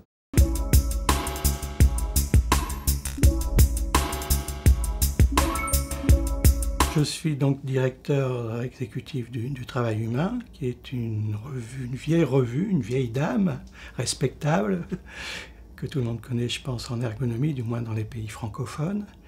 Alors c'est une revue assez ancienne, elle doit avoir aujourd'hui 77 ans, je crois, puisqu'elle a été créée en 1933 par Jean-Marie Lahy et Henri Logier. Alors c'est une revue qui est stable en ce sens où elle existe toujours d'une part. Elle n'a guère changé sur ses contenus, même s'ils ont évolué évidemment comme évoluait le travail, comme évoluait la société, mais disons que la ligne éditoriale est assez stable. Elle est stable aussi parce qu'elle n'a connu que 5 directeurs exécutifs depuis sa création. Le premier étant Jean-Marie Lahy, associé à Henri Logier, jusqu'à la guerre, la Seconde Guerre mondiale. Elle s'est interrompue au sens de la publication pendant les années de guerre, tout simplement non pas parce qu'il n'y avait pas de matière pour publier, mais il n'y avait pas de matière pour imprimer, il n'y avait pas de papier, donc elle a dû cesser de paraître pendant les années de guerre. Jean-Marie Lahy est décédé justement pendant ces années en 1943 et en 1946, lorsqu'elle a commencé à reparaître à nouveau après cette période de silence, c'est Bonardel qui a repris le flambeau pendant une bonne vingtaine d'années, jusque dans les années 67, 68, je n'ai plus la date exacte, mais c'est dans ces années-là.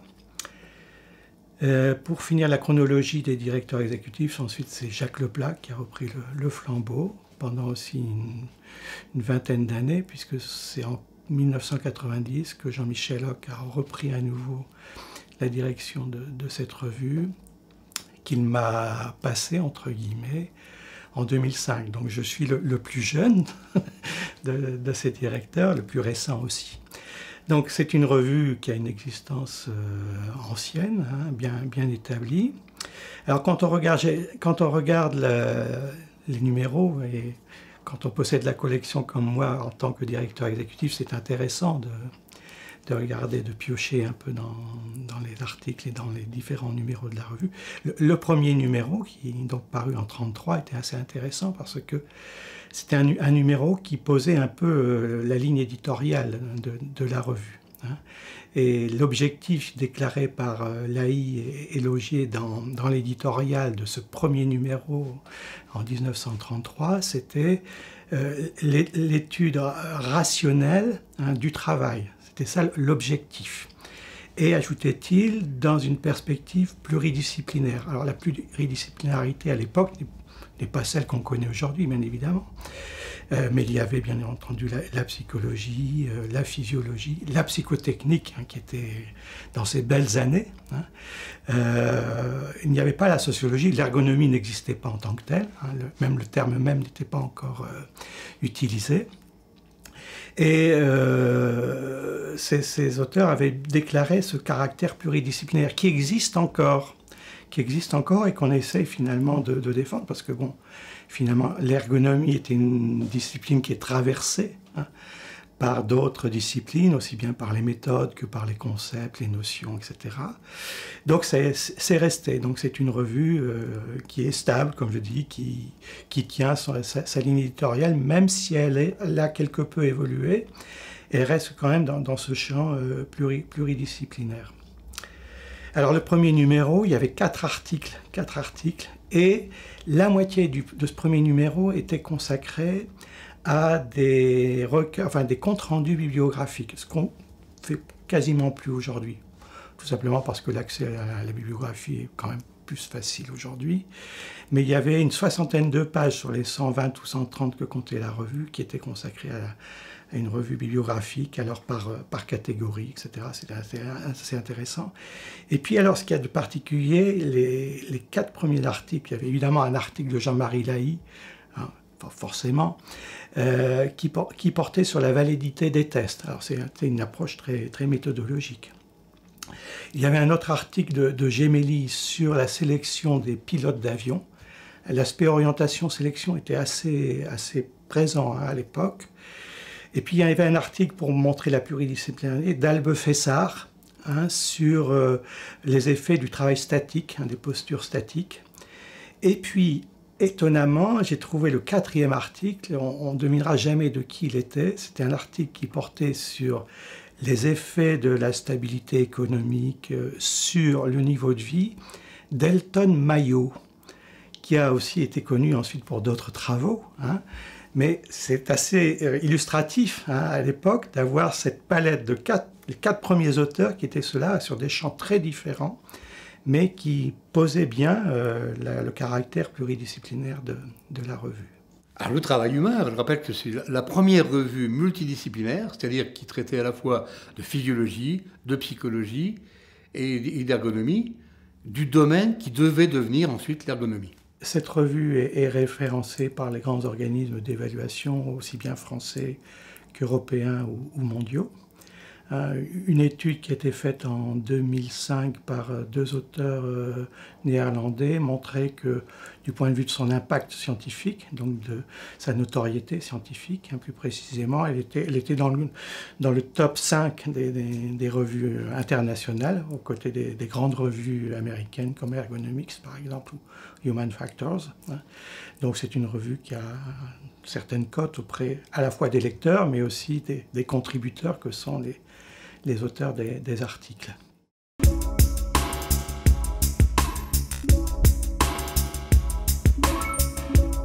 Les universitaires avaient des étudiants qui sont devenus des ergonomes à part entière. Certains sont eux-mêmes devenus enseignants, etc.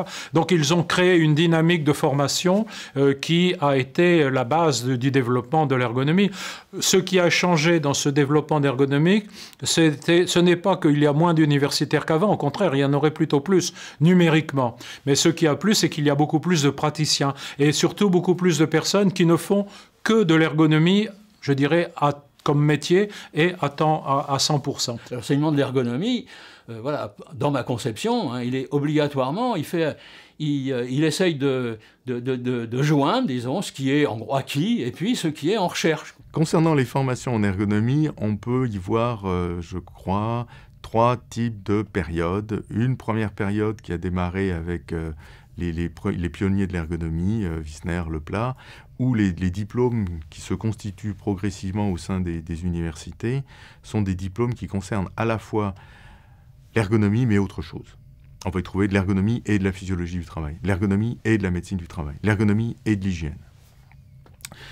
L'ergonomie, il y a une place, mais pas encore une place centrale. Puis arrive une deuxième période qui a été, à mon avis, clairement affichée par le professeur Sperandio, qui va porter le premier DESS à l'époque, diplôme d'études supérieures spécialisées, aujourd'hui on dirait un master professionnel, qui donne le titre clair d'ergonome ou d'ergonomie. Donc là on a un diplôme qui s'est constitué, on est à la fin des années 80, et on voit clairement les choses se dire autour du fait qu'on peut constituer une profession qui va avoir ses diplômes, son cursus, ses prérequis, ses acquis, ses contacts industriels, des stages pour des étudiants, etc., qui vont se faire en ergonomie. Ici, on voit bien qu'à ce moment-là, c'est l'universitaire qui est prescripteur d'une formation qui va donner une logique professionnelle et une carrière à un certain nombre de ses étudiants.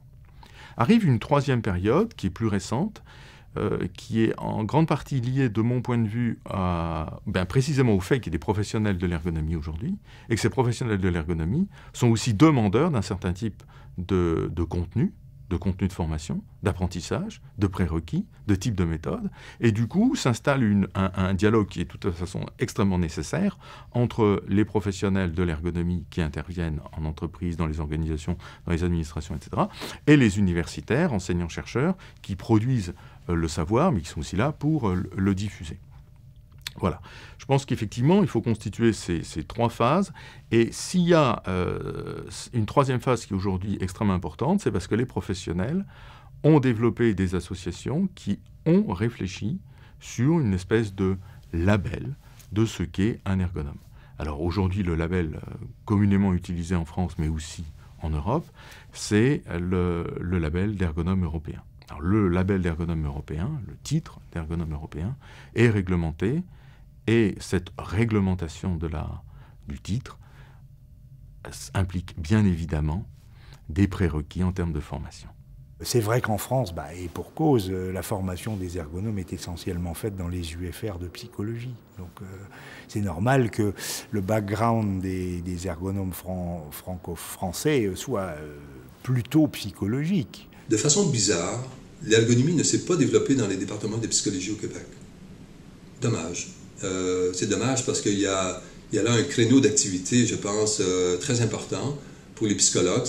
Il y aurait pu y avoir un développement, mais ça, en fait, ils n'ont jamais considéré que c'était important de le faire. En 1977, donc, alors que j'étais encore à Paris 8, le DESS d'ergonomie, qui était le premier DESS portant ce nom, je me suis battu, j'ai dû me battre auprès de mes collègues pour que l'intitulé soit DESS d'ergonomie, sans adjectif, pas psychologie ergonomique, pas ergonomie psychologie, pas ergonomie point, avec un programme qui était en partie psychologique, en partie physiologique, en partie ingénierie et notamment informatique. Ce n'était pas à cette époque-là une idée absolument universelle, mal accueillie chez les psychologues, mais pas forcément bien accueillie chez les ergonomes qui disaient non, ça n'a pas beaucoup de sens d'avoir un diplôme d'ergonomie.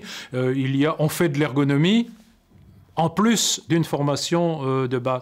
Et Alain Wissner soutenait le sigle que j'avais choisi. Lui-même avait créé à peu près dans les mêmes périodes le diplôme d'ergonomiste du CNAM. Par la suite, d'autres diplômes d'ergonomie, avec ou sans adjectif, se sont créés. Mais le fait d'avoir un titre uniquement, un diplôme unique d'ergonomie, n'a jamais existé. Et encore actuellement, j'ai parcouru les intitulés, les programmes de master actuels. Les sigles sont parfois variés. Concernant la formation d'ergonomie en Colombie, par exemple, il y avait 3 universités. D'abord, a été la Escuela Colombiana de Rehabilitación. Ils ont fait les premières formations il y a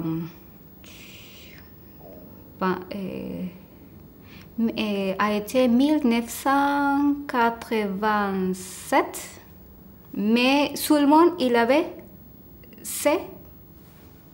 ce programme qui a été pendant 12 années. Il y a un groupe d'ergonomes qui ont sorti 5 personnes. Et après, le programme a été fermé.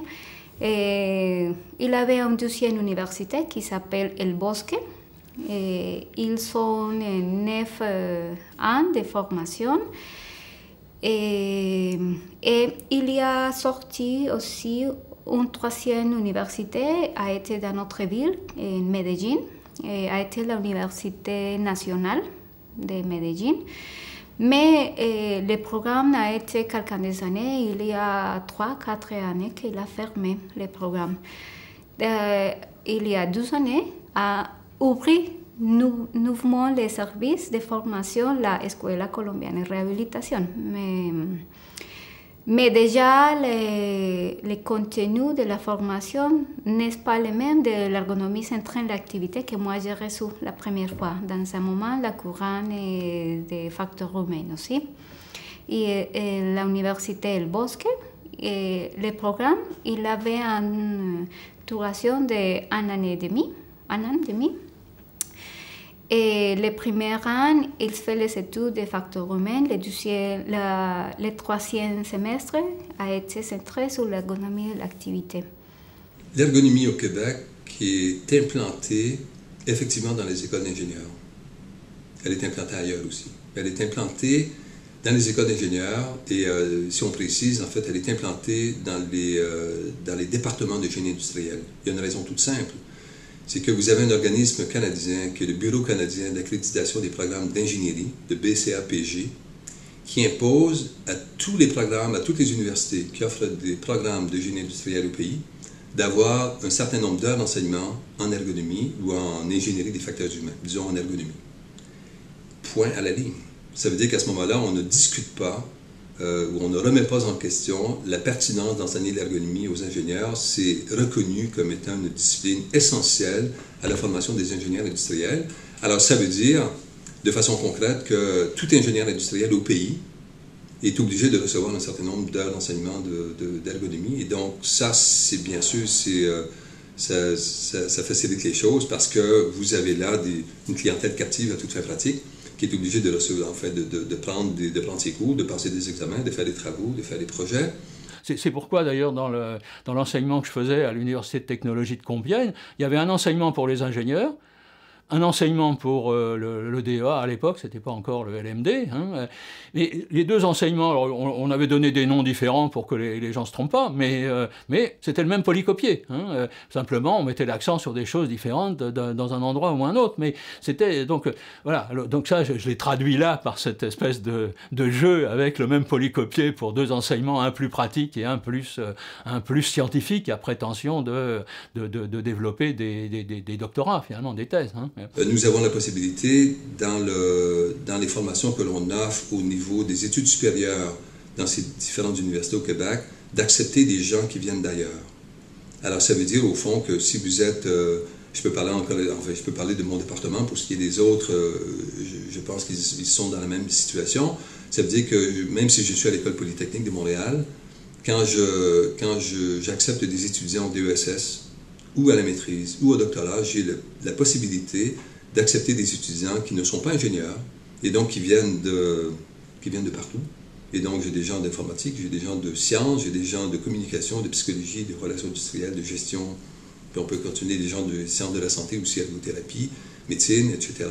La formation des ergonomes se situe autour d'un diplôme élevé qui est de grade de master ou de grade Bac+5, donc on est 5 années après le lycée, et cette formation est une formation pointue. Ça correspond à une spécialisation d'un cursus. En France, c'est plutôt un cursus en psychologie qui est initié par l'étudiant qui va devenir ergonome. Et cette formation initiée en psychologie va avoir une spécialisation d'1 à 2 années pour devenir ergonome. Mais ce n'est pas suffisant. Il va falloir bien évidemment que l'étudiant acquiert également une formation professionnelle. C'est-à-dire que l'ergonomie, c'est aussi le contact avec un terrain, c'est le contact avec une profession, c'est le contact avec des situations critiques, c'est le contact avec des accidents, c'est le contact avec des problèmes de santé. Et il faudra impérativement que l'individu voulant devenir ergonome soit confronté à ces situations-là. Donc un certain nombre de critères qui sont partagés au niveau européen donnent le titre d'ergonome à partir du moment où ces étudiants, ces personnes-là, ont acquis entre 1 à 3 ans d'expérience professionnelle et souvent 1 année tutorée, accompagnée par un ergonome chevronné. Donc on a une formation qui est à double facette, on va dire une facette contenu théorique académique, et la nécessité d'un stage de terrain, d'un stage d'expérience pour appréhender clairement et pleinement cette profession. Alors qu'en est-il du contenu des formations en ergonomie? Le contenu des formations en ergonomie est bien évidemment très vaste, très large, implique de nombreux savoirs parce que l'ergonomie est en grande partie une ingénierie. Elle va puiser son savoir dans plusieurs disciplines, quand bien même elle fait émerger elle-même des méthodes ou des concepts qui lui appartiennent.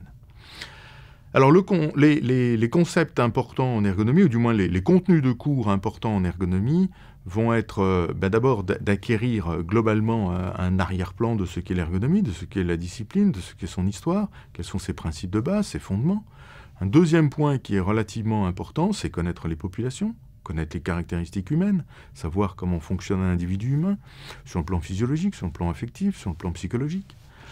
Ensuite, on va devoir former les étudiants à la conception de systèmes techniques, conception d'outils, de machines, de dispositifs en tout genre, d'installations complexes. Il faudra former également les étudiants à la recherche et à l'évaluation et à l'investigation technique, c'est-à-dire quelle est leur capacité à faire de la recherche dans le domaine de l'ergonomie, quelle est la capacité qu'ils vont avoir à évaluer des systèmes techniques ou des situations de travail, comment vont-ils faire de l'investigation pour trouver des solutions qui vont satisfaire les opérateurs, par exemple. Un autre point également important va être la formation à la pratique professionnelle. Un point également central, plus central peut-être dans certaines universités que d'autres, va être l'analyse de l'activité et l'analyse du travail. Bien évidemment, il faudra également former les étudiants à la et leur donner une capacité à intervenir dans les systèmes de travail. Donc il y a toute une partie de la formation qui concerne l'intervention en ergonomie ou l'intervention dans les systèmes de travail. Et une part très importante du contenu des cours concerne 3 grandes dimensions de l'homme, à savoir les aspects physiques et les aspects physiologiques, les aspects psychologiques et les aspects cognitifs, et les aspects sociologiques et les aspects organisationnels. Donc là, on a une configuration assez large de connaissances qui sont données à nos étudiants pour qu'ils puissent appréhender globalement les situations d'activité, de travail ou d'usage. Bien évidemment, ce savoir n'est pas suffisant, et très souvent, les étudiants ont en plus des savoirs complémentaires dans des domaines un petit peu annexes à l'ergonomie, mais qui sont tout aussi importants, comme le droit du travail, comme la gestion, comme le design, le génie industriel, l'informatique dans certains cas. Tous les étudiants et toutes les formations aujourd'hui en ergonomie ont des stages, qui sont généralement des stages longs, de 4 à 6 mois, très souvent. Souvent, les stages continuent et donnent lieu à un premier contrat, à un premier embauche pour l'étudiant. Donc, on a des étudiants qui vont avoir une formation relativement importante avant de briguer ce titre d'ergonome européen. Un dernier type de savoir concerne des enseignements de spécialité. Certaines universités vont se spécialiser avec des cours parce que les enseignants-chercheurs sont là et ont des compétences tout à fait particulières dans ces domaines-là. Les universités vont se spécialiser dans des domaines comme par exemple le monde du handicap. D'autres vont se spécialiser dans les logiciels parce qu'ils ont des équipes de recherche dans le domaine de l'ergonomie informatique par exemple. D'autres encore vont se spécialiser dans le domaine de la santé parce que les laboratoires derrière ces masters mènent des recherches dans le domaine de la santé, etc., etc. Donc ensuite, il va y avoir des points tout à fait spécifiques, des caractéristiques particulières, qui sont des connaissances souvent très précieuses, qui vont permettre aux étudiants de faire la différence entre eux, entre leur formation et d'autres dans certains cas. Ces formations sont structurées sous la forme de diplômes qui correspondent à des modules capitalisables. Chaque module va comprendre entre 20 et 80 heures à peu près, dans le cadre du système français en tous les cas. Et on aura 50 heures sur la pratique professionnelle, 50 heures sur la conception de systèmes techniques, 50 heures sur les aspects cognitifs du travail par exemple. Et ces modules sont regroupés, donnent lieu à une validation qui est regroupée sous la forme d'ECTS, donc ce qu'on appelle des crédits. Donc les étudiants récupèrent des crédits, et ça c'est extrêmement important. Pourquoi? Parce que ces crédits sont reconnus aujourd'hui comme une espèce de valeur par les organisations professionnelles, comme le CRE, ou Arte, qui va donner le titre d'ergonome. Ils cherchent à savoir combien l'étudiant a pu capitaliser d'enseignement dans tel domaine. Donc ils vont chercher à savoir combien de CTS, donc combien de crédits l'étudiant a dans tel domaine. Est-ce qu'il en a 2, est-ce qu'il en a 4, est-ce qu'il en a 10, etc., etc. Ça va être un critère pour savoir si l'individu a suivi une formation et a les connaissances suffisantes pour agir dans le domaine de la profession. La part de l'ergonomie dans la formation des ingénieurs, je pense qu'il faut dissocier des écoles d'ingénieurs qui vont être spécialisées sur les questions de sécurité ou de conception et qui intègrent pour une part importante l'ergonomie ou les facteurs humains dans leur formation. Il faut les dissocier d'écoles d'ingénieurs plus généralistes dans lesquelles l'ergonomie, mais également la psychologie ou la sociologie, donc les sciences humaines et sociales, peuvent apparaître comme des parents pauvres. Donc ce point a été mis en évidence ces dernières années par le ministère du Travail, qui, finalement, considérant les vagues de suicides qu'ont connues certaines sociétés, s'est rendu compte que les décideurs, les gens qui décident des modes de management, des modes d'organisation du travail, étaient trop peu formés, justement, aux facteurs humains. Du coup, on cherche maintenant à développer, alors pas tant l'ergonomie, mais plus une approche générale, donc qui touche aux facteurs humains et qui a pour point de départ quand même la question de santé et sécurité au travail des opérateurs. Donc on va chercher à former les ingénieurs comme les managers sur les risques au travail, sur les risques psychosociaux, sur l'incidence des modes de management sur la santé-sécurité. Donc ce n'est pas proprement parler des formations en ergonomie qu'on cherche à développer, mais plus des formations généralistes de sensibilisation, donc à l'incidence des choix de conception, les conceptions des systèmes de travail comme conception des modes d'organisation sur les opérateurs. Donc ça, c'est un premier point. Par ailleurs, dans un certain nombre d'écoles d'ingénieurs généralistes, on cherche également à former les jeunes ingénieurs à l'incidence du facteur humain sur la fiabilité des systèmes. Ma vision de la formation en ergonomie et surtout son évolution porte plutôt sur des aspects politiques. Il me semble qu'il y a actuellement un renforcement de l'éparpillement de la discipline et en même temps une structuration non maîtrisée. Ce que je veux dire, c'est qu'on trouve de plus en plus des formations soit courtes dans différents domaines, en design, en école d'ingénieurs, dans les universités de sport, etc. Et une structuration non maîtrisée surtout par les ergonomes parce que il se crée ici et là ce type de formation et on n'a pas nécessairement une vision très globale de la situation. Le contenu de ce module introductif à la santé et sécurité au travail est le suivant. On part en fait d'une présentation générale sur le coût des accidents du travail et des maladies professionnelles. C'est-à-dire qu'il nous semble essentiel de présenter dès l'introduction le lien qui existe entre les accidents du travail et les maladies professionnelles et la performance de l'entreprise. Donc on va présenter aux élèves ingénieurs les modes de calcul des taux de cotisation accidents du travail et maladies professionnelles et leur montrer que ces taux de cotisation sont directement, en tout cas pour les entreprises de plus de 150 salariés, liés au risque qu'elles génèrent. Et on leur explique que le taux de cotisation ATMP, accident du travail, maladie professionnelle, est la seule charge sur laquelle une entreprise peut avoir une action et qu'elle peut, grâce à ces actions, donc voir diminuer. Donc c'est notre point d'entrée, ça nous semble essentiel de montrer aux ingénieurs que s'ils prennent en considération ces questions-là, ils peuvent observer une diminution de ce taux de cotisation.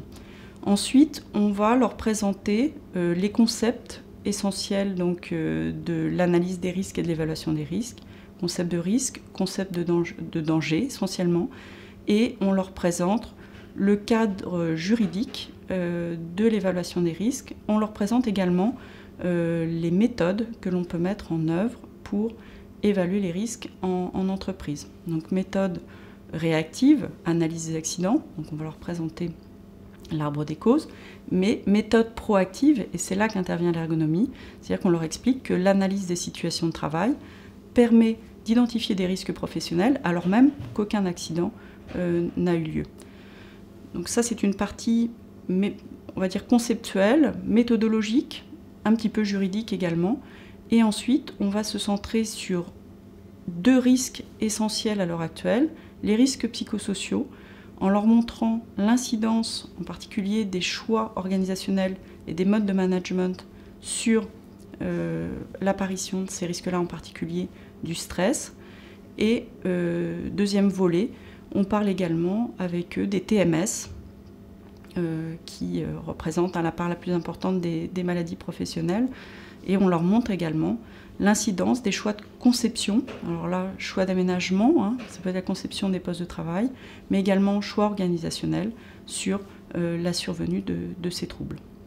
La certification, ça consiste à avoir un label qui garantisse qu'est-ce que c'est qu'un ergonome. La formation, c'est dire qu'est-ce que c'est qu'une formation en ergonomie et est-ce qu'on peut accréditer un programme, sachant que la terminologie, c'est on certifie une personne, on accrédite un programme. Mais en fait, on fait la même chose dans les deux cas. On garantit quelque chose. Il y a, alors, la certification, ça s'est mis en place en fait à l'initiative en général des sociétés nationales, pour l'Europe, à l'initiative conjointe des sociétés européennes. Mais il y a des organismes de certification dans d'autres pays. Il y en a au Brésil, il y en a aux États-Unis, au Canada, il y en a en Australie, il y en a au Japon. Et ça va se développer inéluctablement. La question, c'est comment est-ce qu'on met ensemble ces systèmes de certification. Est-ce que si on est certifié aux États-Unis, on est ipso facto certifié en France, en Europe, et inversement. Ça, c'est un peu le décor de comment pour la formation. Mais dans les mêmes écoles, il y a des cours plutôt avec une visée professionnalisante. Ça veut dire, on appelle spécialisation, des gens qui vont passer au minimum au Brésil, c'est 360 heures pour se former un spécialiste, au minimum. Et bon, là, on a des différents types de cours, mais en général, on essaye dans l'Association brésilienne d'ergonomie qu'il y ait un curriculum minimum qui est lié à des questions pour les exigences de l'Association internationale d'ergonomie. Donc, on commence même, on a débuté à avoir l'accréditation des cours. Comme ça, on ne peut pas faire n'importe quoi, en principe. Ce qui est encore moins simple, c'est donc l'accréditation des programmes. On s'aperçoit que quand on regarde ça d'à peu près, on sait déjà que même si on se borne à l'exercice au niveau français, c'est pas forcément très simple. Au niveau européen, pas très simple non plus, mais alors au niveau mondial, c'est très différent.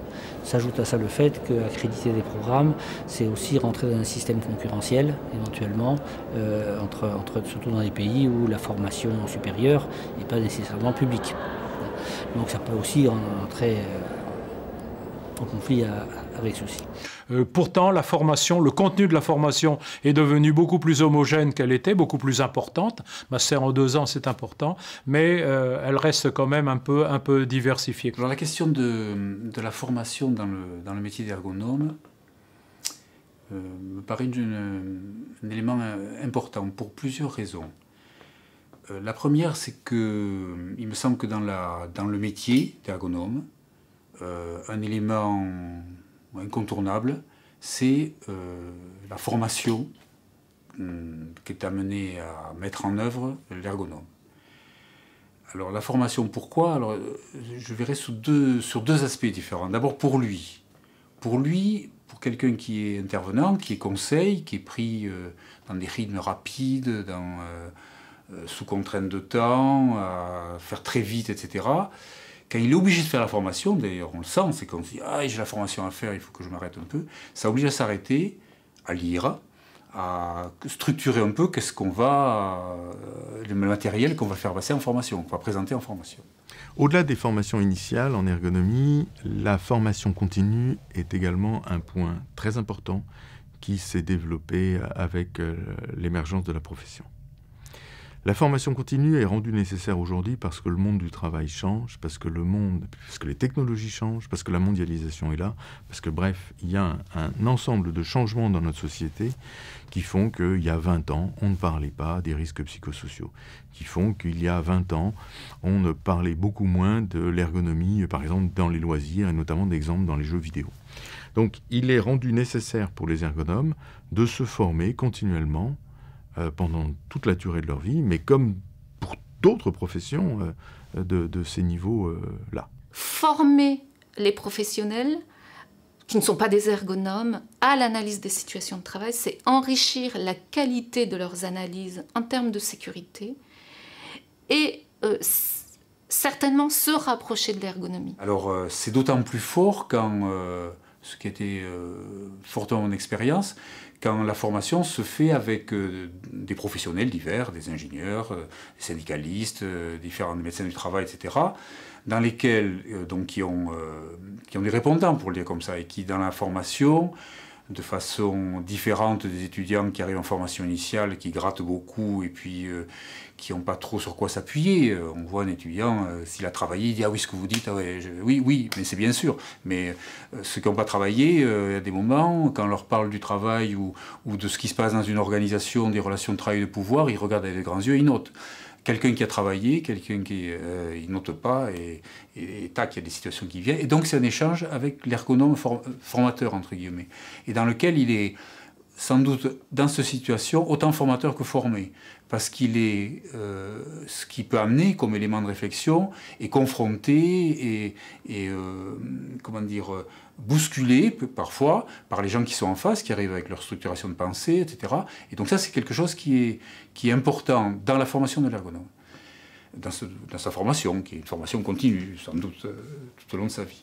Après toutes ces considérations là que vous venez d'entendre, ben, vous pouvez vous demander, ou on peut vous demander là, qu'est-ce qu'il faudrait pour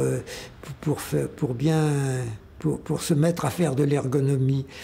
Est-ce que vous vous sentez prêt à faire de l'ergonomie? Alors, moi, je vais vous poser un petit peu quelques questions pour vous aider à répondre.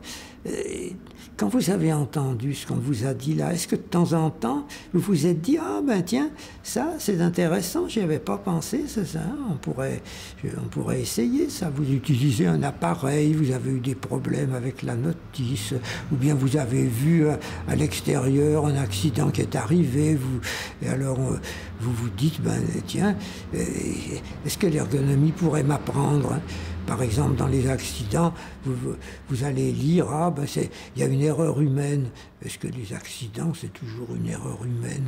Est-ce que l'ergonomie, ça ne pourrait pas vous aider justement à voir qu'il n'y a pas toujours une erreur humaine dans l'accident? Il y a aussi ce qui est à côté, les matériels ne sont pas bien faits, l'environnement est déficient et tout ça. Alors, dans tous ces exemples que vous avez vus, ce qu'on vous a dit, ben, il faudrait que, si vous voulez faire de l'ergonomie, ben, vous réfléchissiez un petit peu à tout ça, en vous disant que l'ergonomie ben, va vous donner des moyens de mieux comprendre ces problèmes et puis d'y trouver des solutions pour, sinon les résoudre, du moins les améliorer.